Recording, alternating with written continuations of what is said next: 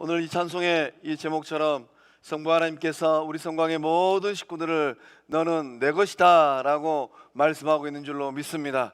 우리를 소유 삼으신 그 하나님께서 2021년도도 어떠한 어려움과 또 힘든 여정과 삶의 자리가 있다 할지라도 책임져 주시고 붙드시고 함께 하실 줄로 믿습니다. 우리 좌우에 있는 가족들과 인사 나눌 때 사랑합니다, 축복합니다, 하나님께서 채워주십니다.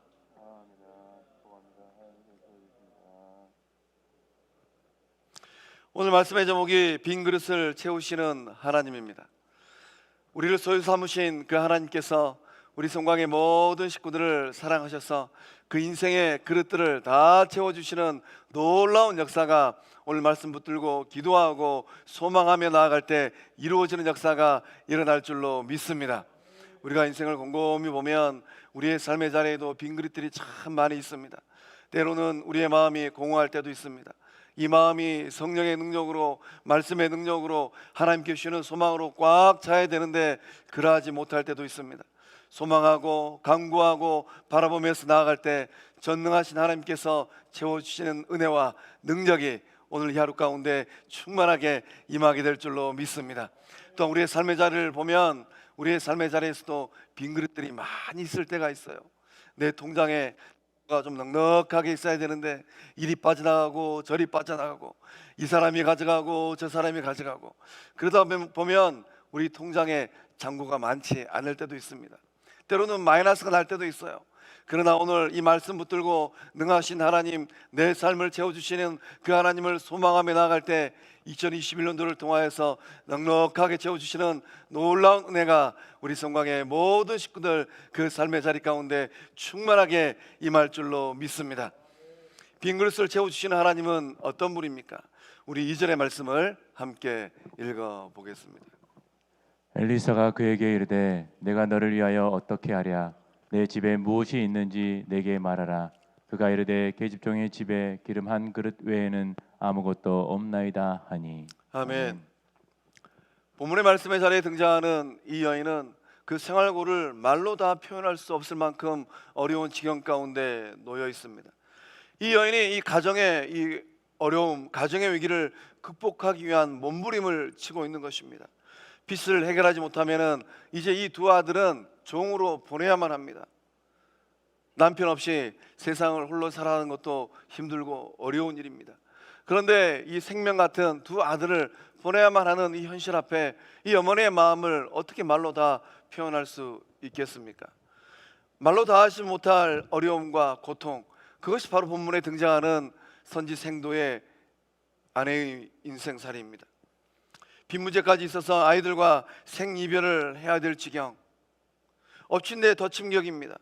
도움을 받을 만한 사람 또한 딱히 없는 것 같습니다. 앞뒤가 꽉 막힌 답답한 삶의 자리가 바로 본문에 등장하는 여인의 삶의 자리입니다. 이 여인은 이 삶의 어려움을, 위기를 극복하기 위해서 하나님의 사람 엘리사를 찾아갔습니다. 엘리사를 찾아가서 자신의 삶의 어려움을 하소연하였습니다. 우리가 인생을 살다 보면 때때로 내 마음과 내 삶의 어려움을 하소연하고 싶은데 그 하소연을 들어줄 만한 사람이 없을 때도 있습니다. 그때는 참 세상을 살아갈 맛이 없는 것 같아요. 그러나 누군가를 찾아가서 제가 이렇게 힘들고 어렵습니다. 이 일을 어떻게 처리하면 좋겠습니까? 지혜를 구합니다. 이런 마음을, 이런 말을 주고받을 만한 사람이 있다면 그 인생살이에는 희망과 소망이 있는 것 같습니다. 엘리사는 이 여인에게 딱 이렇게 질문합니다. 내가 너를 위하여 어떻게 하랴? 성경에 등장하는 많은 질문들 가운데 우리의 피부에 와 닿는 질문입니다. 내가 너를 위해서 어떻게 하면 좋겠느냐라고 묻는 것입니다. 엘리사는 이 여인의 어려운 삶의 처지를 모른 척하지 않았습니다. 엘리사의 이 질문은 삶의 변화를 가져오는 질문입니다. 엘리사의 질문을 묵상하면서 하나님의 음성을 듣게 되었습니다. 내가 너의 가정을 위해 어떻게 하랴? 내가 너의 일터를 위해 어떻게 하랴? 내가 너의 병든 몸을 위해 어떻게 하랴? 오늘 예배하는 우리 성광의 모든 식구들이 그 마음 가운데 말씀하시는 하나님의 음성을 동일하게 듣게 될 줄로 믿습니다. 이 땅에 오신 예수님도 비슷한 질문을 많이 하셨습니다. 여리고 소경에게 내게 무엇하여 주기를 원하느냐? 이 질문에 이 여리고 소경은 주여 보기를 원합니다 라고 대답을 했습니다. 베데스다 연못에 38년 된 병자에게 우리 주님께서 물었습니다. 내가 낫고자 하느냐? 예수님은 이 땅에 오셔서 사람들의 형편과 처지를 살피셨습니다. 인간의 몸을 입고 이 땅에서 33년의 인생살이를 하신 예수님은 오늘을 살아가고 있는 우리가 눈물을 흘리고 한숨 짓고 무엇 때문에 아파하는지 정확하게 알고 계십니다. 구원의 역사는 언제 일어날까요? 구원의 역사는 우리의 삶의 자리 가운데 어느 때에 일어나겠습니까? 고린도후서 6장 2절의 말씀을 통하여서 바울 사도는 위대한 고백을 하고 있습니다. 함께 읽어보겠습니다. 이르시되 내가 은혜 베풀 때에 너에게 듣고 구원의 날에 너를 도왔다 하셨으니 보라 지금은 은혜 받을 만한 때요 보라 지금은 구원의 날이로다. 아멘. 아멘. 내가 은혜 베풀 때에 너에게 듣고 구원의 날에 너를 도왔다 하셨으니 보라 지금은 은혜 받을 만한 때요 보라 지금은 구원의 날이로다. 바울 사도의 위대한 고백이 우리 송강의 모든 식구들 삶의 자리에서 동일하게 고백되어지는 은혜의 고백이 될 줄로 믿습니다. 하나님께서 행하시는 구원의 역사는 엘리사가 그 여인에게 내가 너를 어떻게 도와주랴, 한 달 뒤에 1년 뒤에, 아니 두 아들이 종으로 팔려고 난 뒤에 도와주겠다는 말이 아닙니다. 하나님께서는 우리가 하나님 전에 나와서 우리의 가정에서 엎드려 기도할 때 얘야 내가 너를 어떻게 도와주랴, 그 음성이 들려오면 하나님의 역사는 그 순간부터 시작된 줄로 믿습니다. 보라 지금은 은혜 받을 만한 때요 보라 지금은 구원의 날이로다. 오늘 예배의 자리 가운데 이 말씀 붙들고 기도하고 간구하며 나아가는 우리 송강의 모든 식구들 그 삶의 자리 가운데 구원의 역사가 일어난 줄로 믿습니다. 엘리사는 이 미망인의 이 사연을 듣고 내 집에 무엇이 있느냐라고 물었습니다. 이 질문을 듣고 이 여인이 대답을 하기를 저의 집에는 기름 딱 한 그릇 있습니다. 그 여인이 가지고 있는 그 소유의 전부는 기름 한 그릇입니다. 이 기름 한 그릇의 양은 굉장히 보잘것없는 양이에요. 기름이 한 동이가 있는 것도 아니고 보잘것없는 그릇에 한 종재기의 기름이 있는 것입니다. 하나님께서 역사하실 때는 아무리 작은 양이라 할지라도 능력의 하나님께서 그 권능의 손으로 붙들어 주실 때 작은 것을 통하여서 놀라운 역사함들이 일어난 줄로 믿습니다. 오늘 우리의 삶을 돌아보면서 내가 지금 쥐고 있는 것, 내가 지금 소유하고 있는 것 보잘것없지만은 이것을 하나님께 내어드리고 이것을 통하여서 하나님께서 역사하실 때 창대함의 역사, 놀라운 생명의 역사, 구원의 역사가 일어날 줄로 믿습니다. 금세기 초 세계의 존경과 사랑을 받았던 지휘자 중에 토스카니니가 있습니다. 이 토스카니니는 누구나 잘 알고 있는 명성을 가진 지휘자입니다. 이 지휘자 토스카니니는 원래 지휘자가 아니고 첼로 연주자였습니다. 그런데 이 토스카니는 이 눈이 굉장히 좋지 않았습니다. 악보를 보지 못할 만큼 근시였다고 해요. 그래서 연주할 때마다 이 악보를 넘기면서 이 연주를 해야 되는데 그게 어려우니까 공연장에 올라가기 전에는 악보를 다 안보하고 올라갔다고 합니다. 그러다 어느 날 연주회를 앞두고 악단의 지휘자가 갑자기 병원에 입원하게 되었다고 해요. 단원들 중에 누군가는 대신 지휘를 해야만 합니다. 그때 악보를 모두 외우고 있었던 토스카니니가 선발되었습니다. 임시 지휘자로 올라가게 되었다고 해요. 이것이 바로 하나님께서 역사하시는 순간이었습니다. 이 임시 지휘자로 이 지휘를 잘 하고 나서 이 토스카니는 세계적 대지휘자의 명성을 얻게 되었다고 합니다. 우리에게 고통이 있다는 것은 즐거운 일이 아닙니다. 내가 소유하고 있는 게 기름 한 그릇밖에 없어요. 얼마나 어려운 삶의 자리입니까? 내 눈이 좋지 않아서 보지를 못합니다. 얼마나 힘든 삶의 자리입니까? 그러나 고통은 하나님께서 능력을 부어주시는 통로인 줄로 믿습니다. 이 고통의 그릇을 통해서 하나님은 더 큰 능력을 부어주시는 줄로 믿습니다. 토스카니는 이런 말을 남겼습니다. 어려울 때 힘이 되신 하나님께 감사하라. 좋은 환경이 아니라고 해서 불평하지 말라. 좋은 환경만이 좋은 결과를 가져오지 않는다.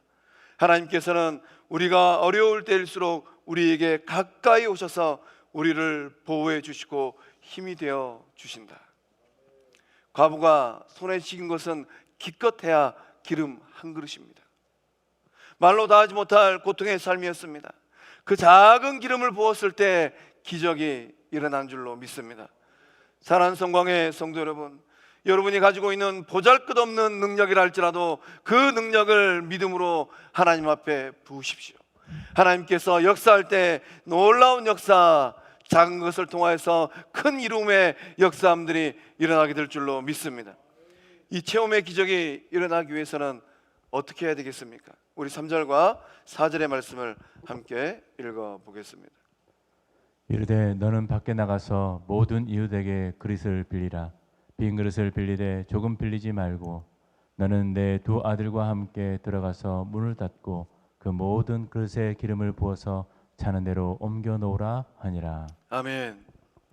체험의 역사가 일어나기 위해서 우리가 해야 될 일들이 있습니다. 엘리사는 이 여인에게 그릇을 빌려오라 라고 말하였습니다. 그것도 한두 개 빌려오는 게 아니고 이 말씀을 보니까 조금 빌리지 말라라고 권면했습니다. 조금 빌리지 말라라는 것은 빌릴 수 있을 만큼 많이 빌려오라라는 거예요. 기적의 역사는 어느 순간부터 시작됩니까?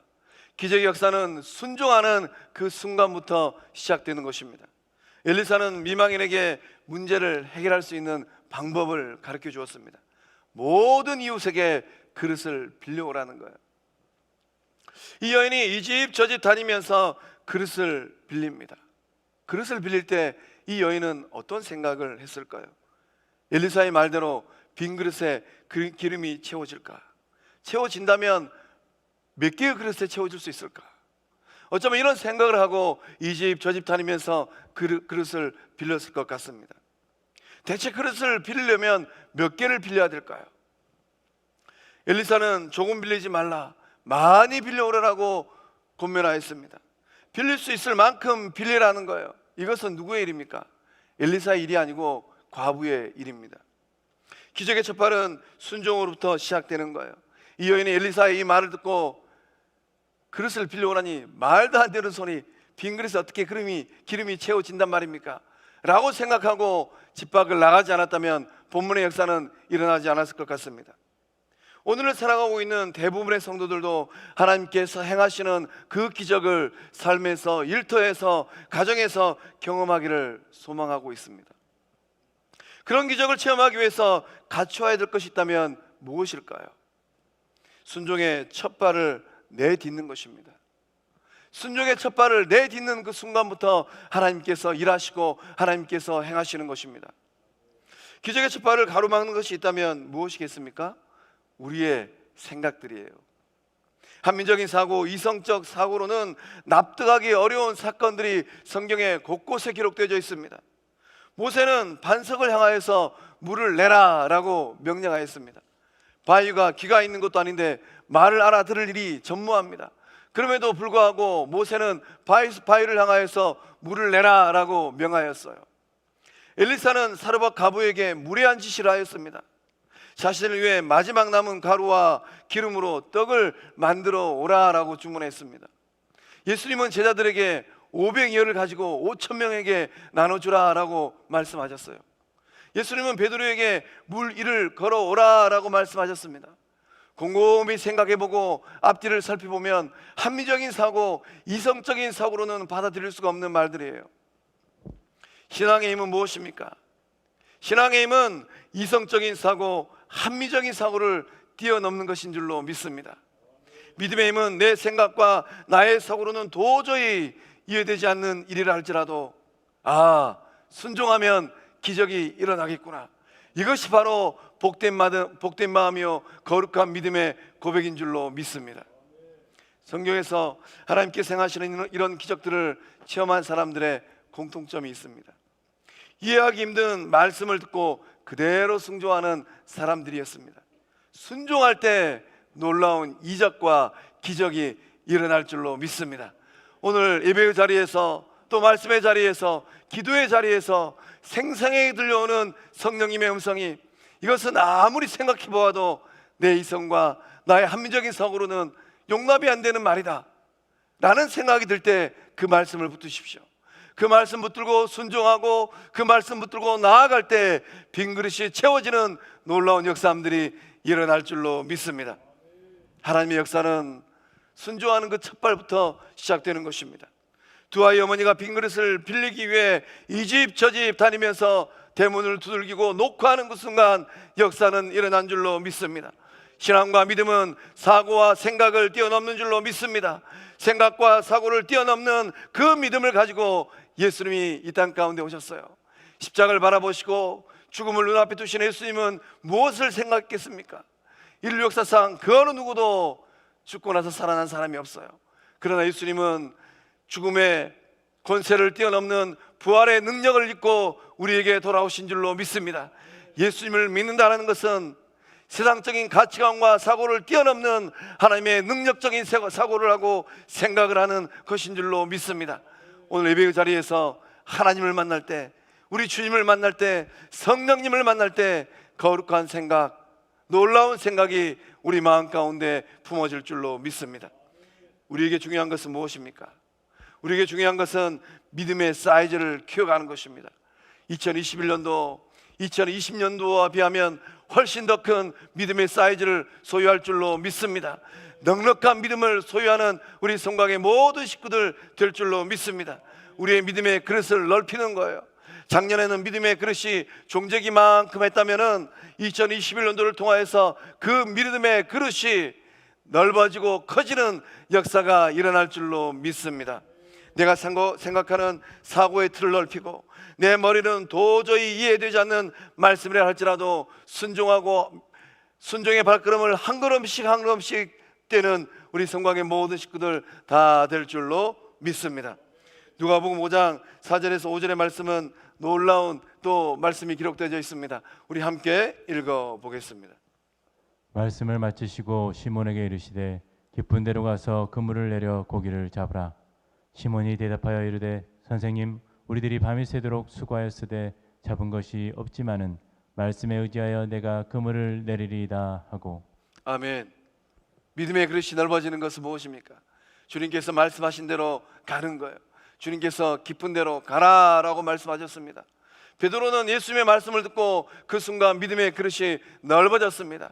예수님 말씀을 듣고 깊은 데로 가는 그 순간 역사가 일어난 줄로 믿습니다. 도전합니다. 우리 성곽의 모든 식구들이 하나님 말씀을 읽고 묵상할 때 그저 머리로 읽고 끝내버리는 것이 아니라 마음 가운데 기록하고 발로 순종하는 거룩한 삶, 복된 삶 될 줄로 믿습니다. 체험의 역사는 어떻게 일어나는 것입니까? 우리 5절과 6절의 말씀을 읽어보겠습니다. 여인이 물러가서 그의 두 아들과 함께 문을 닫은 후에 그들은 그릇을 그에게로 가져오고 그는 부었더니 그릇에 다 찬지라. 여인이 아들에게 이르되 또 그릇을 내게로 가져오라 하니 아들이 이르되 다른 그릇이 없나이다 하니 기름이 곧 그쳤더라. 아멘. 체험의 역사는 믿음의 분량만큼 이루어지게 됩니다. 하나님께서는 이 여인이 빌려온 그릇에 수만큼 채워주셨어요. 이 말씀을 가만히 보니까 이 여인이 두 아들과 함께 문을 닫고 열심히 이 한 그릇에 분량한 작은 기름을 부었습니다. 빌려온 모든 그릇들마다 부었어요. 붓는 그 순간마다 그릇들이 채워지게 되었습니다. 하나님은 어떻게 역사하십니까? 빌려온 그릇의 크기만큼 채워주셨습니다. 그릇이 큰 그릇이든 작은 그릇이든 그 크기에 맞게끔 하나님은 채워주셨습니다. 하나님은 10개의 그릇이든 30개의 그릇이든 빌려온 모든 그릇 가득가득 채워주셨습니다. 큰 그릇이든 작은 그릇이든 상관이 없었습니다. 하나님의 능력이 임할 때 모든 그릇들이 채워진 줄로 믿습니다. 그릇이 다 차고 난 후에 기름이 그쳤습니다. 6절의 말씀을 보니까 그릇이 다 찬지라. 다른 그릇이 없나이다 하니 기름이 곧 그쳤더라. 기름이 그친 이유는 무엇입니까? 더 이상 부을 그릇이 없었기 때문입니다. 부족한 것은 무엇입니까? 기름이 아니라 그릇이에요. 중요한 영적 깨달음이 있습니다. 하나님의 능력은 절대적으로 부족하지 않습니다. 부족한 것은 무엇입니까? 여인이 빌려온 그릇의 개수입니다. 여인이 더 많은 그릇들을 빌려왔다면 더 많이 채울 수 있었을 것 같습니다. 하나님께 주시는 복들을 다 받아 누리기를 원하십니까? 그렇다면 하나님께 주시는 이 영혼의 복을 충분히 담을 수 있는 그릇들을 준비하시길 바랍니다. 빌립보서 4장 19절의 말씀에는 하나님께서 우리의 삶을 채우시는 놀라운 은혜의 말씀이 기록되어 있습니다. 함께 읽어보겠습니다. 나의 하나님이 그리스도 예수 안에서 영광 가운데 그 풍성한 대로 너희 모든 쓸 것을 채우시리라. 아멘. 하나님께서 우리의 삶에 모든 쓸 것을 채워주신다, 이렇게 바울 사도는 고백하고 있습니다. 이 모든 쓸 것을 채워주시는 하나님의 은혜는 어떻게 임하게 되는 것입니까? 그리스도 예수 안에서 우리 가운데 임하고 있는 줄로 믿습니다. 예수님을 만날 때, 예수님 안에 거할 때 놀라운 하나님의 풍성함의 능력이 우리의 삶에 구석구석 임하게 될 줄로 믿습니다. 성부 하나님은 오늘을 살아가는 우리 성곽의 모든 식구들, 그 삶에 필요한 것들, 쓸 것이 무엇인지 정확하게 알고 있습니다. 그래서 기도의 자리에서, 예배의 자리에서 하나님, 저의 삶에 필요한 것, 저의 삶에 쓸 것은 이것이 꼭 필요합니다. 기도하고 간구하며 소망하며 나아갈 때 풍성한 하나님의 채우심의 역사가 우리 성곽의 모든 식구들 그 삶에 구석구석 임할 줄로 믿습니다. 어떤 목사님께서 강원도 산간마을에서 목회를 하게 되셨다고 합니다. 그런데 가만히 보니까 이 교회 주변에 이 벌들이 굉장히 많았다는 이 사실을 발견하게 되셨습니다. 그래서 이 목사님께서 이 산간마을에서 목회를 하시면서 짬짬이 시간을 내가지고 벌통을 갖다 두었다고 해요. 목사님께서 양봉하는 또 이제 기술을 익히게 되신 겁니다. 가을이 되었다고 합니다. 가을이 되어서 이제 꿀을 따게 되었다고 해요. 목사님께서 이 갖다 놓은 이 꿀통들을 통해서 꿀을 수확해 보니까 그 양이 제법 많았다고 합니다. 어느 주일날 아침에 목사님께서 성도님들에게 이런 강구를 하셨습니다. 다음 주에 오실 때는 제가 이 농사 지은 꿀을 나눠 드리겠습니다. 꿀을 나눠 드릴 테니까 그릇들을 가지고 오십시오. 그런데 성도들은 이 목사님의 말이 믿어지지 않았다고 합니다. 목사님이 양봉 전문가도 아닌데 꿀을 얼마나 수확하셨을까, 이런 의구심이 들었다고 합니다. 그래서 이제 한 주간이 지나고 이 성도님 중에 한 분은 작은 병을 가지고 왔다고 합니다. 그런데 그 교회 아이가 제법 큰 양동이를 가져왔다고 해요. 이 사람들은 모두 웃었습니다. 얘야, 목사님이 무한하시게 그렇게 큰 그릇을 가져오면 어떻게 하냐. 여러분이 만약에 그 교회 성도들이었다면 어떤 그릇을 가져갔겠습니까? 마침에 목사님이 예배를 다 마치고 성도들에게 꿀을 나눠주기 시작했습니다. 그런데 이게 웬일입니까? 목사님의 꿀은 작은 병과 아이의 양동이까지 가득 채우고도 남았다고 합니다. 작은 병을 가져온 성도님이 투덜거리면서 목사님에게 불평했다고 해요. 목사님, 왜 저에게는 이 정도밖에 꿀을 안 주십니까? 왜 성도들을 차별하십니까? 그러자 목사님께서 딱 이렇게 대답하셨다고 합니다. 저는 차별한 적이 없습니다. 여러분들이 스스로 차별을 당한 것입니다. 하나님 앞에 어떤 그릇을 가지고 나아가고 있습니까? 생명의 주인 되신 하나님은, 복의 근원 되신 하나님은 절대로 차별하지 않습니다. 우리가 하나님 앞에 어떤 그릇을 가지고 가느냐에 따라서 하나님은 채워주시고 부어주신 줄로 믿습니다. 종재기 같은 크기의 그릇입니까? 아니면 들통 같은 크기의 그릇을 가지고 하나님 앞에 나아가고 있습니까? 아니면 물탱크 같은 큰 그릇을 가지고 하나님 앞에 나아가고 있습니까? 시편 81편 10절의 말씀은 오늘 우리가 하나님 앞에 나아갈 때 꼭 새겨야 될 말씀이 기록되어 있습니다. 우리 함께 읽어보겠습니다. 나는 너를 애굽 땅에서 인도하여 낸 여호와 내 하나님이니 내 입을 크게 열라 내가 채우리라 하였으나. 아멘. 하나님께서 뭐라고 말씀하십니까? 나는 너를 애굽 땅에서 인도하여 낸 여호와 내 하나님이니 내 입을 크게 열라 내가 채우리라. 우리가 하나님 앞에서 우리의 입을 크게 열면 열수록 그 크기에 따라 하나님께서 채워주시고 부어주실 줄로 믿습니다. 2021년도 믿음의 그릇을 키우십시오. 2021년도 하나님 앞에서 기도의 입을 크게 벌리십시오. 벌리는 만큼, 크기만큼 하나님께서 채워주시고 부으시는 역사가 우리 성강의 모든 식구들 삶과 가정과 일터 위에 충만하게 임하게 될 줄로 믿습니다. 기도하시겠습니다.